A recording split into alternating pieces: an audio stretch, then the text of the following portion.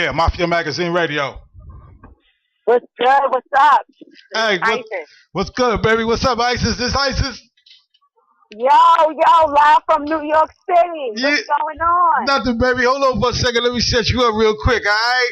All right, all right. For all my listeners out there, I got the opportunity to sit down with an incredibly gifted artist, man, and she's known as the woman that is up next. And she goes by the name of Nadia, a.k.a.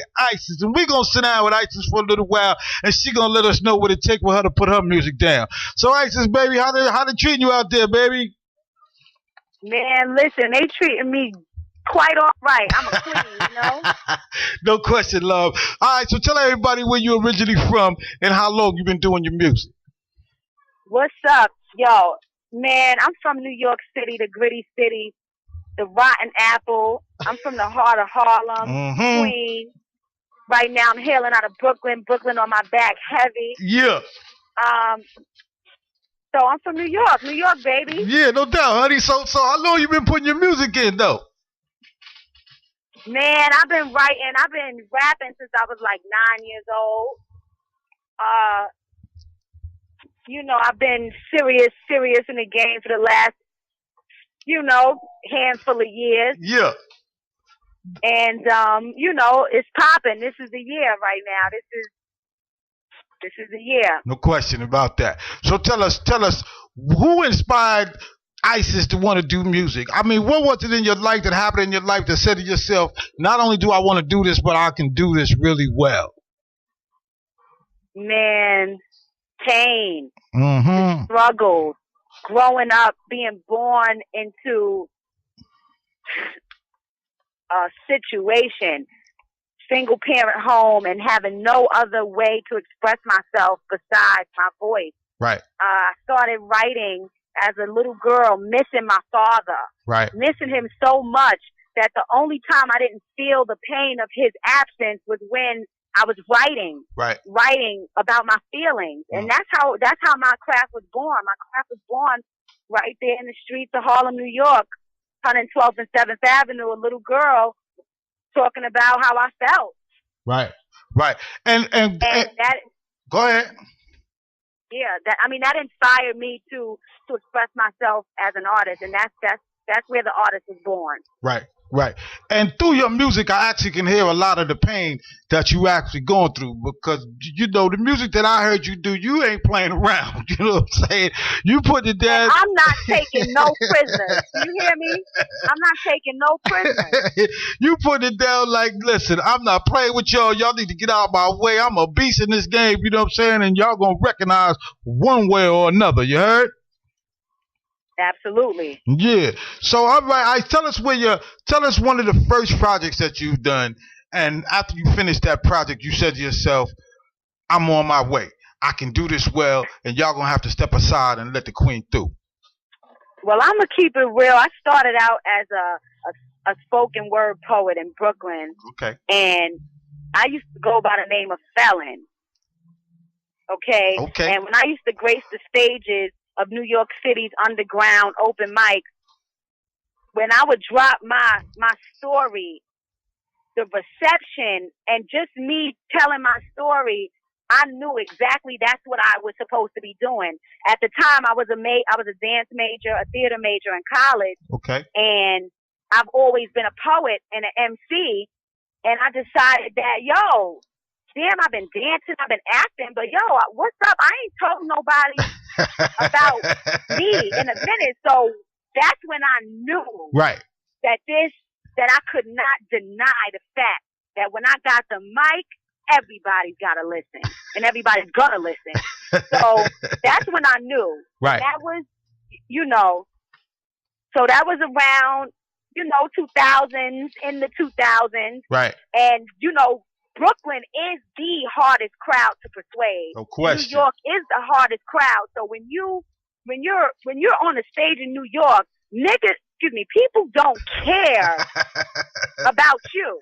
Right. It's either they feeling you or they not. Right. And as a poet, when I grace these stages from Brooklyn to the Lower East Side, LES, and the reception, the fact that I was a star before I even knew I was a star. Right. That's when I knew that I was supposed to to verbally give myself to the people. Yeah. And here's a question I have for you. Being that you a female and you look good.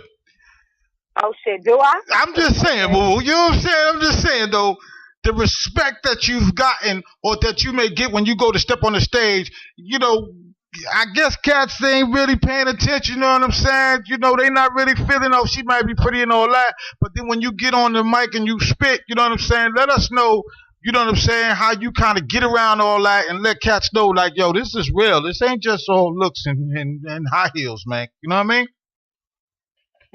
How I get around it? Yeah, like how you kind of put it to them to let them know this is real. You know, don't get this skirt and these high heels all twisted in your brain, you know? You know why? Because I speak the language. I speak the language of the people. Right. So I'm a representative of the people. Right. So I get around it because you can't deny it. You can't deny it. Right. You can't deny it. When you hear the truth, it don't matter. Right. So, you know, listen, I may look a certain way, but I get down with the grittiest and the best of them. Right. You know what I'm saying? I hold my own in any situation. I'll be in a cipher with all niggas, and I got niggas that can't follow up on me. You understand what I'm saying? I get you 100%. You know what I'm saying? So I think it's pretty much the authenticity. Right. The authentic. Okay. The authentic love of MCing. Right. So right. Now when you're doing your music, a lot of times you got a certain sound.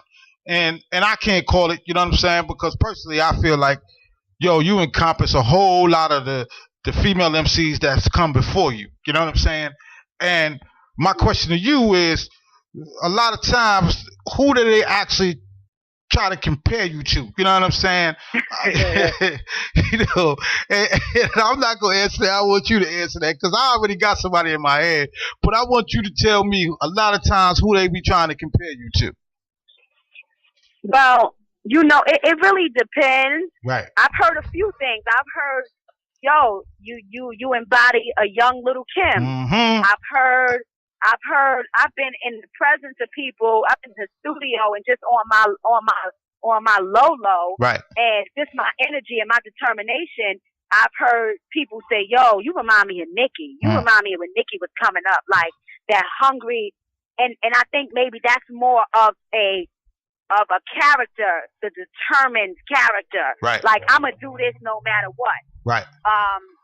And then I had a producer tell me, yo, you know, and he's a very well-known producer, okay? And he said, listen, you know, I remember I was working with Lauryn Hill, like, you know, you remind me of Lauryn Hill, and, you know, sometimes he mentioned poetry and this and that. So I've heard Young Little Kim. That's the most I've heard in terms of my sound. Right, right. Well, personally, actually, that's what I heard. You know what I'm saying? Because I go back a whole lot of years. You know what I'm saying? I am from Brooklyn. You know what I'm saying? I'm from East New York, so I'm already knowing. I've been through the whole struggle. You feel me though? And when I heard you, I was like, yo, wait a minute, hold it now.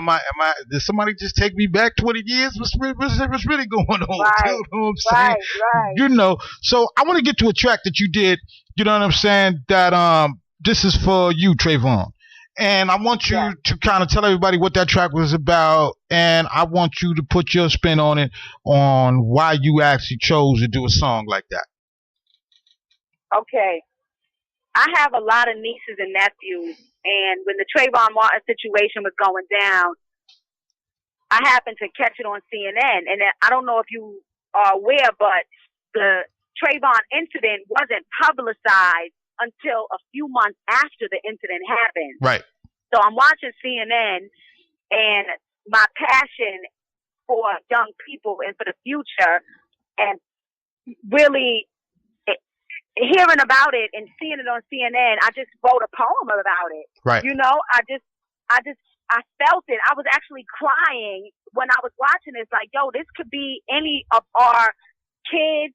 Because I don't have kids, but any of our nephews, and nobody really cares until it happens to somebody in their family. So I want to write a song for not only Trayvon, but for all the lost souls that are all the young people that are gone too soon. I wanted to really just, you know, pay my respects to them and to their families and let the world know that there is somebody that cares. Right.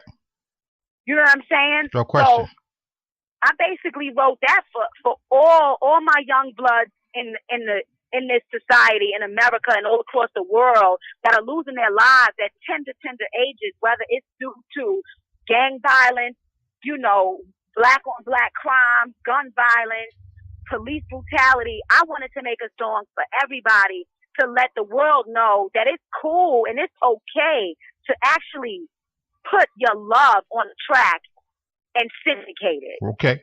Like, you know, yeah. That's what hip hop is. That's what it's about. It's all about the struggle. Right. You know what I'm saying? It's all about having the loudest voice, you know what I'm saying, in a room where nobody's really trying to hear us. You hear? So right. You know, that's how we actually spread our message. You know what I'm saying? And that's how we get people on board to follow the things that we're trying to express to them. So, all right, baby. So tell me about this new project that you're doing. Tell me about your album. You know what I'm saying? Your EPK. I mean, you know, go on, break it down for us. Listen, the EP is coming out in the next month. EP dropping in September. I'm shooting a few videos off of that as we speak. The album's coming late 2015, and you know everything's in the works. I'm on fire, man. Like listen, it's a problem. It's a serious problem, and it's okay. Yeah. So you can look out for that EPK dropping in September. Album dropping at the end of 2015. Mm-hmm. And, you know, we getting these visuals up for this EPK. We in the mix of shooting a few videos, and those are going to go viral. Okay. Soon. And I'm just going ahead and, you know, take the throne. That's it. That's what it's all about. I got a question for you, though. Here's my question. I'm saying, like, what do you think that the state of the game is today? You know what I'm saying? Aside from you, when you listen to this music that's out here today, what do you think it's at? I mean, what goes through your head when you hear the kind of music that's out there today? Well, you know, if we're talking about, quote, rap music. Right. Very, you know, there's a lot of narcissism, a lot of materialism, a lot of copy and paste. Mm-hmm. You know what I'm saying? A lot of swagger jacking. Mm-hmm. You know? I can't tell one artist from the next. I can't tell the R&B from the rapper. You feel me? No question. That's where it's at. Right. Now, I'm hearing stories all the time, and, you know, and I get tired of hearing it all, you know what I mean? And they talking about, you know what I'm saying, how New York don't have the throne no more, you know what I'm saying? Or you know what I'm saying? How New York needs to come back with some different type of music, whatever the case is. You know what I mean? Like, listen, I'm from New York, so I'm offended by that in some ways. But I want you to tell me, what do you think about that when you hear those type of words being spoken from those that ain't never been to New York or never even lived in New York way? Well, listen, this is my perception, my perspective of that is there's a season for everything, no right? question, yep. And I don't know if you feel it. I don't know if you see it. I don't know if the listeners are aware, but New York is back. Right. New York is back. New York is back. Yeah. And it takes New York is back, and it's gonna take, and it's taking artists that have the courage to stay true, not to New York, but to themselves. Right. So if you're from New York and you're an artist, and I can't tell you from New York, or nobody knows, you sound like the next 50 Atlanta rappers that's out there. Right. New York right now is breeding and is about to let unleash some like New York is about to take it back. I don't know if a lot of people know that, but you know. Yeah. So it's a season. Like, you know, New York fell asleep for a second. And now we awake. Right. No question. You know, New York is back. No doubt. New York is back. No doubt. New York is back. I got a question. 5 years from now, when they speak on ISIS, what you want to be said about the things you do and the music you put to this game? 5 years from now. Yeah. Man, ISIS was the light at the end of the tunnel.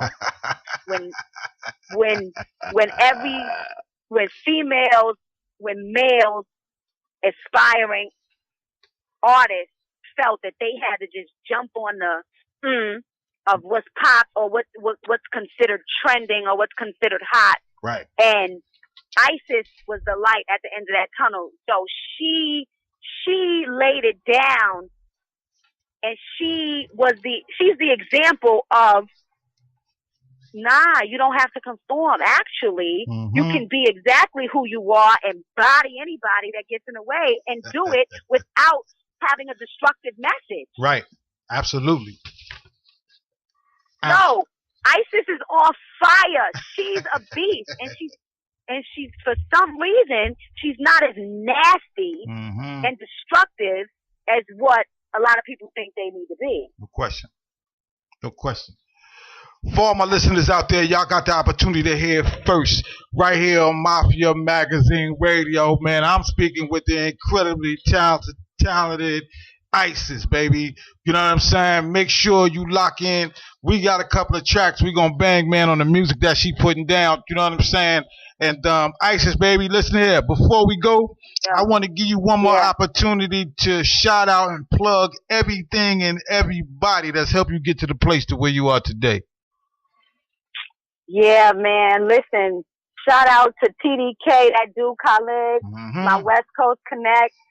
Shout out to C Styles with Coke Boy South. Much love to him. No question. I want to shout out Mafia Magazine. You know, I'm already on there with you. Yeah. I want to shout out my boy Neil Harlem in the building. I want to shout out the whole New York City. Everybody that got my back, Show Mugger, Life Dutchy. Just the whole New York. Everybody right now in New York that's doing they thug thizzle. That's pretty much it, you know? No question about it. Hey, ISIS, let me just say this to you, baby.